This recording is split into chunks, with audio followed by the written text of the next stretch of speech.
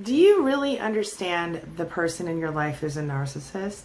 Well, today I'm going to help you understand them just a little bit better by sharing with you 7 different ways that narcissists think. And understanding how narcissists think is going to help you understand better how to deal with a narcissist. All right, so let's get started. My name is Angie Atkinson, and on this channel I offer free daily video coaching to help you discover, understand, and overcome narcissistic abuse in toxic relationships. I like to call it toxic relationship rehab. Does that sound good to you?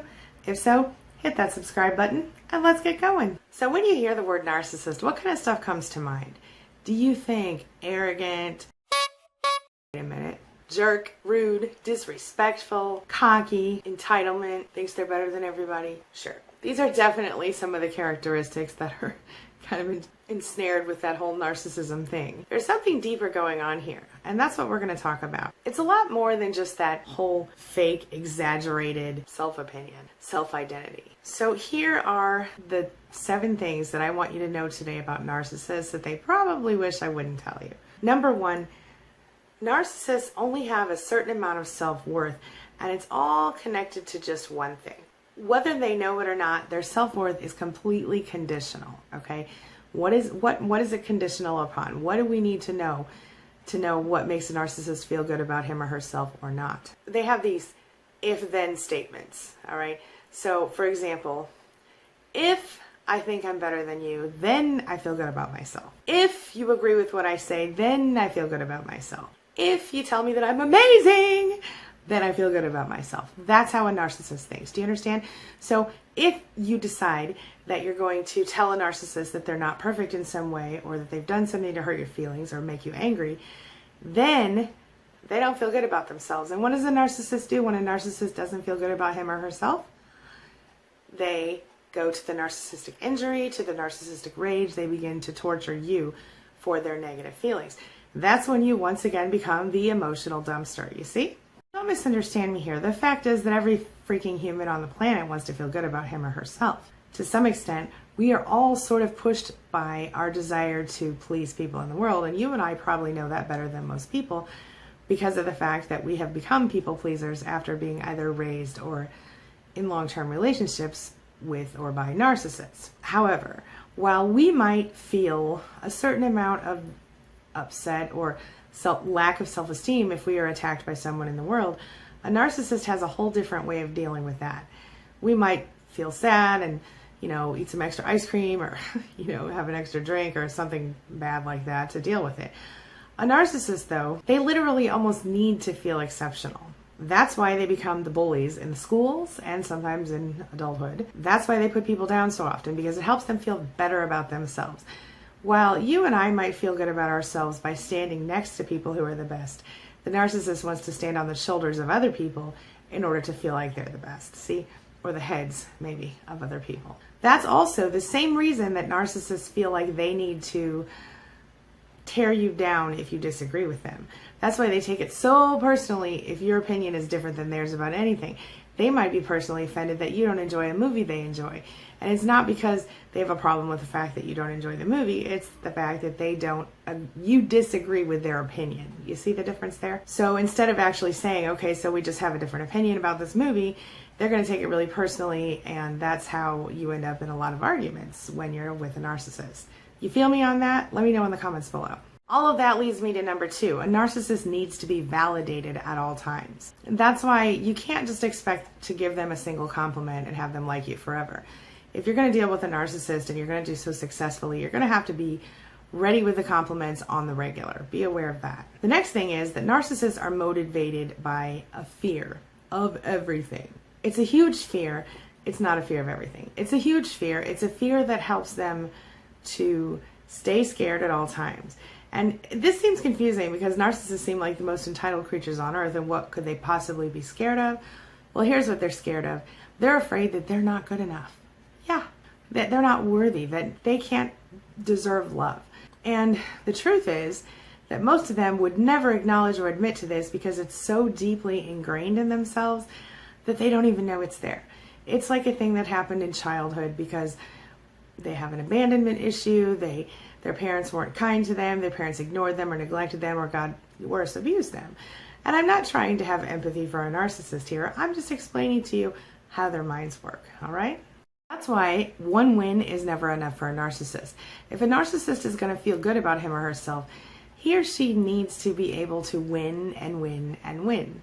And if one time they lose, they're the worst losers you ever saw. They'll get super offended if they lose a board game or a video game. Whereas we'll be like, well, that was fun, let's play again, or whatever. They get mad, they get upset. You ever play cards with a narcissist? It never goes well unless they win every hand. Number 4, why do narcissists get so angry all the time? Well, here's a little secret for you, my friend. Narcissists, they can't handle other emotions. So they focus on anger in order to not feel other stuff. It's a protection mechanism. It helps them to not be sad, to not be depressed as much. And it is very associated with the fact that they have that conditional self-worth we mentioned back in number 1. Narcissists are black and white. That's number 5. I'm not talking about race here, my friend. I'm talking about perspective. They don't see things as, they don't see a gray area in the world. It's either yes or no. It's either up or down. There's no in the middle. It's all or nothing. Narcissists are all about one way.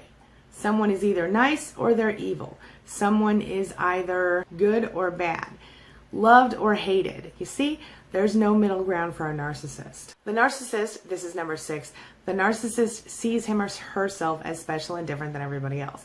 Not only that, but that gives them the right to create their own rules and to change them at any given moment. So look, everybody in the world has their own ideas on how people in the world should act, right? But the difference here is that a narcissist's rules in their minds are written in stone, i.e., they cannot accept anything less than whatever they demand in the world. Now, that means there's no compromise.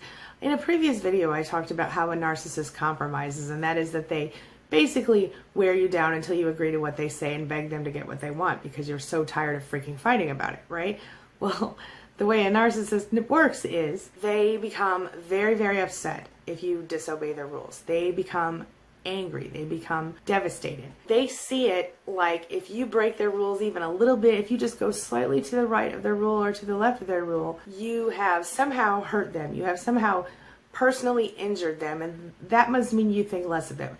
You see this a lot with like narcissistic mothers who, for example, they have a rule that, you know, you have to be home by midnight or whatever, let's say. And you walk in at 12:02 and they're like, why are you doing this to me? You're abusing me because you've done this. You must hate me and not. The point is, a narcissistic mother will intentionally, it feels like, intentionally take it very personally if you break one of her rules. And this is also the case with a narcissistic spouse. Be aware of that. The reason they get so angry is because it makes them think that if you break one of their rules that you should very well know by now, you must think less of them. You must think they're not good enough, or anyway, it brings you back to their main fear. Number 7, you really shouldn't take a narcissist's behavior personally. What the hell am I talking about? Because obviously everything they're doing is directed at you and aims to hurt you at such a personal level, right? Well, here's the deal. The thing that you have to remember, it's never really about you. It's always about them and their little tiny baby ego, okay? It's a little egg, their ego, a little fragile china egg. And they walk around carrying it around on their finger like this. You see what I mean? The ego is what makes the narcissist do the things he or she does. And because of the fact that a narcissist is directly affected by stress, and their little ego gets a little crack in it whenever they feel stress, they get extra protective of the ego during that time, you see? So they start to feel like you're taking advantage of them if you ask them to take out the trash. Or they start to think that somebody at work is hurting their feelings or being rude or disrespectful because they've got a lot to do on their plate at work and they don't see how they can do it. Once again, all of this goes back to the fact that they worry they're not good enough. Is there anything that you can do? Is there anything that you can do to help a narcissist, to change their behavior? Look, if you're stuck with a narcissist, if you can get away, okay? If you can't get away and you have to deal with a narcissist, here's a little tip from me to you. Do your very best to avoid hurting their feelings. Think about the fact that their ego is so tiny and small and fragile. Do whatever you can to build it up. This doesn't mean that you won't get abused, my friend. This just means that it might happen a little bit less often. Not the greatest story, not the greatest thing, but the truth. The truth is, to deal with a narcissist, you must cater to their ego. You must never ever criticize them directly, and if you do, you better be real creative about how you do it and make them think that you're not criticizing them. For example, I told someone in a live chat the other day, they were saying, well, how do I get my narcissist to not let my little 2-year-old daughter use fireworks? I feel really scared about that. And then I said, well, maybe you could forward a video or an article about someone who did use fireworks with their little child who was hurt. And then you could say something like, I'm so glad that you're such a good dad and you don't have to worry about that. We don't have to worry about that because I know you're so protective of your daughter. You see, because then what you're doing is you're like telling them that they're already awesome and amazing and that you know this. And here's an example of somebody who isn't as awesome or amazing as them. You see what I'm saying? That's how you deal with a narcissist if you must. It's time for the question of the day. The question of the day is, do any of these things sound familiar to you? And what would you add to my list of things that narcissists think about? The ways that narcissists think. Share your thoughts and your experiences in the comments below and let's talk about it. All right, that's all I've got for you today. Thanks so much for being a part of my day and a part of my life. And hey, thanks for letting me be a part of yours. It really does mean a lot to me. I'll see you soon. It's my mission to teach others what I know to be true. You really can create the life you want. Take care of your body, take care of your soul, nurture the real you, and introduce him or her to the world. Be comfortable in your own skin and in your place in this world. Take your spot, take it now, and the universe will take its cue from you. You feel me? If so, subscribe to my channel. Let's get it done together.